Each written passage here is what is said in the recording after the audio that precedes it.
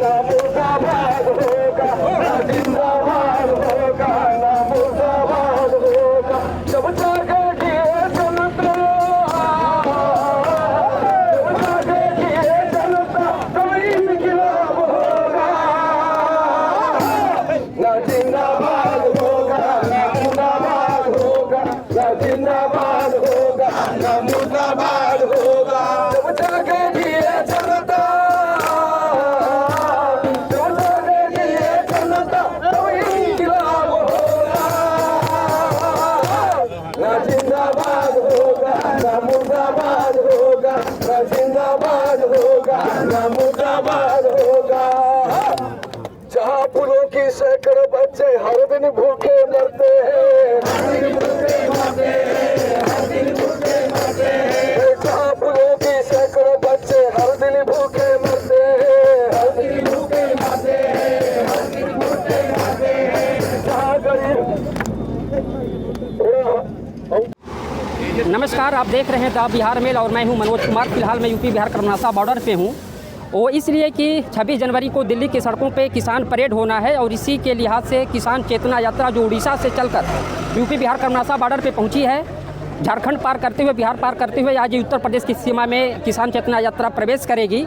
और यहाँ कैमूर जिले के काफ़ी तादाद में किसान पहुँचे हैं किसान चेतना यात्रा में। हमारे उड़ीसा के किसान हैं, अक्षय कुमार इनका नाम है। मैं इनसे जानना चाहूँगा कि आप उड़ीसा से सड़क के रास्ते आप दिल्ली प्रवेश कर रहे हैं, इसके पीछे की वजह क्या है, क्यों, कितना आक्रोश क्यों है? देखिए, ये आक्रोश का बात नहीं है, ये सत्य को पालने का बात है, सत्य का पर चलने का बात है। करीब करीब 2 लाख किसान दिल्ली का बॉर्डर पर बैठे हैं, करीब करीब 2 महीने हो जाएगा, अभी तक सरकार का नींद टूटा है।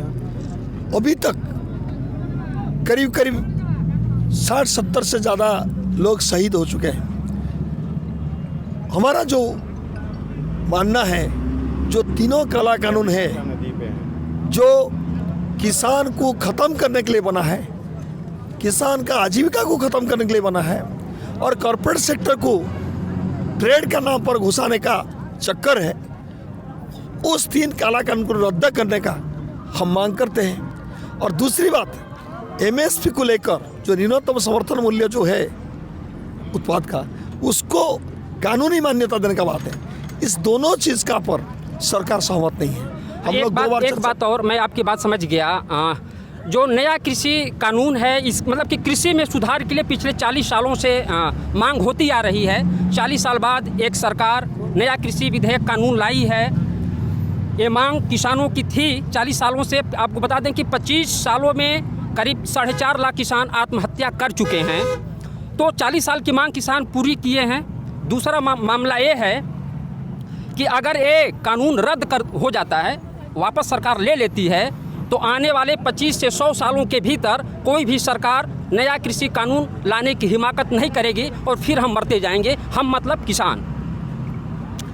देखिए, एक ईस्ट इंडिया कंपनी इस देश में आया था, 190 साल हमको गुलामी झेलना पड़ा। एग्जैक्ट वही बात है। जब ईस्ट इंडिया कंपनी आया था, उस समय कोई उसका ट्रेड एग्रीमेंट पे नहीं था। वो आकर राज करेगा, कॉलोनी सेटअप करेगा, राज करेगा, उसने किया। आज जिस कानून में संस्कार का बात हो रहा है, रिफॉर्म का बात हो रहा है, वो ग्लोबलाइजेशन प्राइवेटाइजेशन के नाम पर क्या है। जब से WTO बना तब से प्रेशर है MSP को कैसे ख़त्म किया जाए और कॉर्पोरेट सेक्टर को कैसे हस्तांतर किया जाए, इससे खेती को किसान और खेती को लेकर सरकारें कह रही है कि MSP खत्म नहीं होगा। लेकिन आप हमेशा MSP की बात करते हैं। मैं ये कह रहा हूँ कि 40 साल से मांग थी, किसी ने सरकार ने हिम्मत नहीं जुटाई, जबकि सत्ता में कांग्रेस भी रही, भाजपा भी रही, कम्युनिस्ट भी रहे, तो फिर इस कानून को पहले भी ला देते आप। और ये सरकार अगर लाई है तो सरकार भी कह रही है कि आप डिबेट कर लीजिए, मैं डिबेट करने के लिए तैयार हूँ, लेकिन किसान कह रहे हैं कि नहीं, वापिस करो। देखिए, मैं 2 बार जो वार्ता हुई थी उसमें था 3 दिसंबर 5 दिसंबर को हमने एक ही बात ही बोल रहे हैं, जब आप खेती में कॉर्पोरेट सेक्टर को मत घुसाइए, ट्रेड का नाम पर, फार्मिंग का नाम पर, किसानी का नाम पर, खेती का नाम पर। यही तो संशोधन चाहते हैं। अगर कॉर्पोरेट सेक्टर को निकाल देते हो, उस कानून में कुछ है नहीं। अंबानी अदानी जैसे कॉर्पोरेट सेक्टर को घुसाने के लिए उन्होंने कोरोना काल में जब ये सबका मुंह बंद था, रास्ता का कोई उतर नहीं सकते, क्या जरूरत पड़ गया 3 दिन का अंदर ये ऑर्डिनेंस को जारी करने का? इसलिए है कि कॉर्पोरेट सेक्टर को हस्तांतर करना है। पता नहीं कितना पैसा उनसे लिए हैं जो सरकार बनाने में, सरकार इलेक्शन में जीतने का अंबानी अदानी से उनको मानना पड़ा। भंडारण गृह पहले से बन चुका है उनका। इसलिए सवाल ये है, हम जो बात बोल रहे हैं, जे बोल रहे हैं एमएसपी हम हटाना नहीं चाहते हैं। हम बोल रहे हैं जी कि एक बड़ा तालाब में बड़ा मछली और बहुत छोटी मछली की छोड़ दो। छोटी मछली को पकड़ कर मारने का जरूरत नहीं है, छोटी मछली को अपने आप में बड़ा मछली खा जाएगा, वही तो बात है।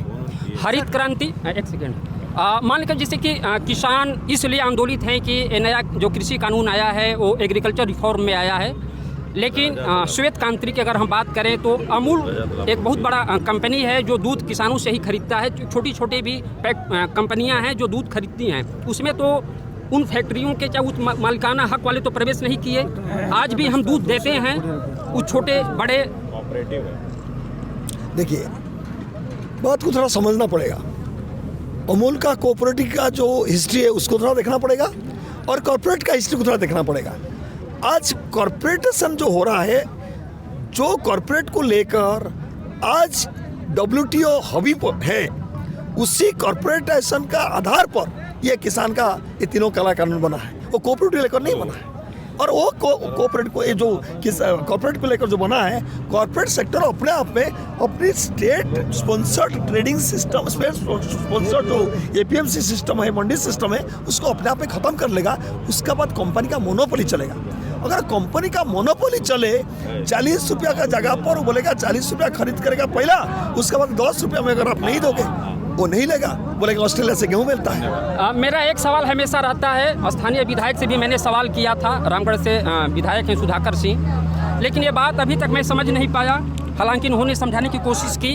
मैं आपसे समझना ये चाहूँगा कि MSP सरकार तय करती है, न्यूनतम समर्थन मूल्य, उसी पे खरीदारी होनी है, चाहे सरकार करे या प्राइवेट। इसमें ये नहीं बाध्यता है कि नहीं सरकार MSP पे खरीदेगी और बिचौलिया नहीं खरीदेगा। और उस पर बजट है सरकार का करीब 2-3 लाख करोड़ MSP के नाम पे। अगर एक कानून मान लेती है सरकार कि नहीं हम सारे उपज को MSP पे खरीदेंगे तो ये बजट जाएगा 17-18 लाख करोड़, और भारत का बजट उसको नहीं देता कि आप इतना कर पाएं। आप जानते हो इंडस्ट्री का नाम पर कितना छूट दिए, कितना कॉर्पोरेट को इंसेंटिव दे दिए, वो भी आंकड़ा बता दीजिए। वो आंकड़ा ठीक है ना, अगर आप सुनोगे दंग रह जाओगे। उसका 5% भी छोड़ दे तभी हिंदुस्तान का किसान का भलाई हो जाएगा। इसलिए बोलते हैं हम किसान का प्रोडक्ट को मार्केट का आधार पर स्वतंत्र करके छोड़ देंगे। अगर इसको मार्केट का आधार पर छोड़ दोगे तभी जितना सैलरी तनख्वाह मिलता है ये गवर्नमेंट सर्वेंट को, उनको भी छोड़ दो जी मार्केट के आधार पर। अगर कानून वापस नहीं लेती है सरकार तो अगला कदम क्या होगा किसान नेताओं का, किसान आंदोलन जो कर रहे हैं उन सभी लोगों का? मैंने आपको एक बात बताता हूँ, संगठित जनमत का सामने कोई भी ताकत, कितना बड़ा ताकत टिका नहीं। हिटलर शाही से लेकर इंदिरा शाही तक सब खत्म हो गया ये संगठित जनमत का सामने। और हमको पूरा विश्वास है, जनता का पर विश्वास है, जनशक्ति का पर विश्वास है, लोकशक्ति का पर विश्वास है। लोकनीति राजनीति को नियंत्रित करने का रास्ता दिखाएगा जो गांधी जयप्रकाश जी का रास्ता है, और वही रास्ता हमने चुने हैं। अहिंसा का रास्ता पर जो जनमत को संगठित करके हम जरूर इस सत्ता जो अहंकार में बैठे हैं उसको झुकाएंगे।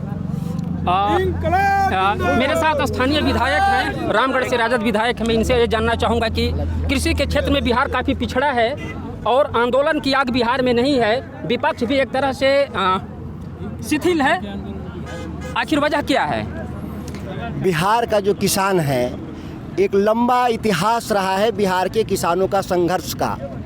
आपको पता होना चाहिए कि करीब 50 साल तक इस राज्य के भीतर खूनी क्रांति हुआ है भूमि सुधार को लेकर के। बिहार कोई साधारण जगह नहीं है। जितनी शहादतें कृषि कानूनों को सुधार करके जो जीवन लोगों ने गंवाया है इस बिहार के भीतर, देश में इतिहास नहीं मैं बता रहा हूँ। एक खूनी क्रांति हुई थी, आपको पता है। करीब 20-25 सालों तक झगड़े हुए किसानों की वो लड़ाई थी, ज़मीन के समान वितरण को लेकर, सीलिंग एक्ट को लेकर के।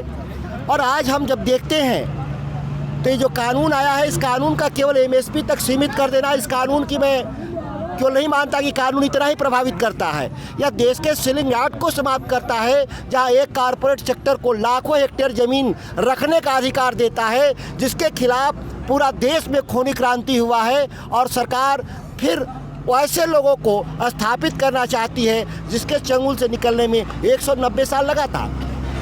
ये तिनकठिया जो प्रथा थी, ये जो गांधी जिसके खिलाफ लड़ाई लड़े थे इस बिहार की भूमि से, चंपारण से, ये देश की आज़ादी की लड़ाई, किसानों की आज़ादी की लड़ाई थी। गांधी की लड़ाई जो थी, जो शुरुआत होती है वो तिनकठिया प्रथा निराह आंदोलन से शुरू होता है, वो किसान आंदोलन था। इस आंदोलन को केवल बिहार के संदर्भ में ही देखना है, देश के संदर्भ में देखना है। और मैं बार बार कह रहा हूँ कि किसानों पे जो सरकार व्यय कर रही है वह बजट का बहुत छोटा सा हिस्सा मैं बता रहा हूँ। वह किसानों पर व्यय नहीं है, वह है खाद्य सिक्योरिटी के नाम पर जिस सब्सिडी की बात लगातार देश के लोग, कॉरपोरेट सेक्टर के लोग कर रहे हैं कि 3.5 लाख करोड़, वो खाद्य सब्सिडी के नाम पर है, न कि धान खरीद और चावल खरीद के नाम पर है। दोनों बात में फर्क को समझना होगा। किस तरह से लोक कल्याणकारी राज्य में गरीबों को सस्ता अनाज उपलब्ध कराना सरकार का दायित्व है। वह अनाज कहीं से भी खरीद सकते हैं, लेकिन दुनिया ने देखा है जब 1966 में अकाल पड़ा, अमेरिकी सरकार ने कहा कि हम पीएल गेहूं नहीं देंगे, और देंगे तो उसके साथ आर्थिक नीतियों को बदलना होगा, राजनीतिक नीतियों को बदलना होगा। तब लाल बहादुर शास्त्री को कहना पड़ा था इस देश में कि हमारा किसान भूखा पेट रहेगा, एक टाइम हम खाएंगे नहीं। और जय जवान जय किसान का उन्होंने नारा दिया था, और देश के किसानों ने इस बात को स्वीकार किया और भारत को आत्मनिर्भर ही नहीं बनाया, इस देश को खाद्यान्न का निर्यातक भी बनाने का काम किया था। आज ऐसी कौन सी परिस्थिति इस देश के भीतर पैदा हो गई कि इस कानून को लाने का, तब जब देश कोरोना संकट से गुजर रहा था। ऑर्डिनेंस के माध्यम से कानून तभी आते हैं जब देश संकट काल में हो, और ये बताना चाहिए कि देश में कौन ऐसा संकट पैदा हुआ इस कानून को ऑर्डिनेंस के जरिए 5 जून को लाना पड़ा। इस कानून के आने के बाद पहला जो नुकसान हुआ वो बिहार के मक्का किसानों का नुकसान हुआ। जो 1800 का मक्का था वो 800 के बाजार 800 क्विंटल के दर से इस राज्य के मक्का किसानों को देना, मैंने बेचना पड़ा था। आप सत्ता से जुड़े हुए हैं और आपके कहने का मतलब लोकतांत्रिक व्यवस्था से जुड़े हुए, सत्ता से नहीं। आपके कहने का मतलब है कि इस सरकार में मजदूर मुद्दा नहीं है और किसान किस्सा नहीं है, लेकिन 40 साल तक ये जो मांगे उठ रही थी, ये विधेयक पहले की सरकारें क्यों नहीं लाई? कौन मांग? सबसे किसान संगठनों की मांग होती रही है। और किसान संगठन मैं बता रहा हूँ, नहीं आपकी बात में मैं आप उसी मुद्दे पर आ रहा हूँ। शुरू से ही इस देश में किसानों का एक ही नारा था, स्वामीनाथन कमीशन रिपोर्ट को लागू करो।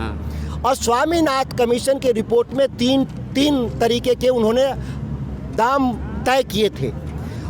हमारा किसानों का है कि जो भारत सरकार ने एमएसपी लाया तो वह सबसे न्यूनतम जो दर था स्वामीनाथन आयोग से, जिसमें मुनाफा हमको एक भी पैसा नहीं था, यहाँ तक कि उसमें घाटा था। घाटा किस संदर्भ में था कि हमको अगर फर्टिलाइज़र 265 रुपया मिलना चाहिए, बाज़ार में फर्टिलाइज़र 350 का मिलता है। उसने कहा स्वामीनाथन आयोग ने कि हमको 174 रुपये मजदूरी, जो सरकार का घोषित जो रेट है, जबकि हमको मजदूरी 300 रुपये देने होते हैं। तो जब आप देखिएगा तो जो ये सरकार कह रही है कि हमारे खर्चे लगते हैं, वो खर्चे वास्तविक नहीं है, वो काल्पनिक खर्चे सरकार बता रही है। हमारे खर्चे किसानों के उससे ज़्यादा हैं, और इसीलिए हम लोग लगातार मांग करते रहे हैं कि हमको 1.5 गुना लागत का 1.5 गुना हमको पैसा चाहिए, और आप लागत के बराबर भी नहीं दे रहे हैं। इस सवाल पर सरकार पर इसलिए अविश्वास है कि जो पिछली सरकार थी वो न्यूनतम समर्थन मूल्य से 11% सलीना के दर से न्यूनतम समर्थन मूल्य को बढ़ाया। जब से ये मोदी जी की सरकार है, किसानों के अनाज का भाव सलीना मात्र 6% के दर से ही बढ़ा रही है। इसलिए उन पर हमको शक है और आगे भी शक रहेगा। इस कानून का विरोध करने का मूल जरिया और सवाल है कि एमएसपी के साथ आपने 7E को ख़त्म किया, इसेंशियल कमोडिटी एक्ट को, इसका तो कहीं डिमांड नहीं था देश में। कोई भी देश में डिमांड एक किसान का बता दीजिए। इसके साथ उन्होंने कहा कि कोई भी किसान जमीन मल्टीनेशनल कंपनी लाखों हेक्टेयर रख सकती है, कोई देश में बता दिए। मैंने कहा इस देश में उस कानून के खिलाफ कि जमीन बटे, इसके लिए खूनी क्रांति हुआ है। लाखों लोगों ने कुर्बानी दिया इस देश में कि यहाँ पर सेलिंग एक्ट होना चाहिए, लोगों का जमीन का समान वितरण होना चाहिए, और सरकार कह रही है लाखों हेक्टेयर जमीन रखेंगे।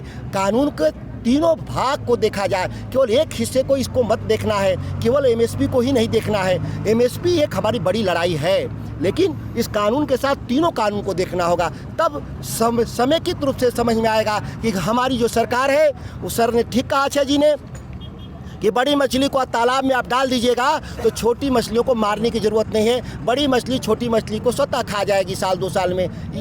इस संदर्भ में इस बात को देखना है।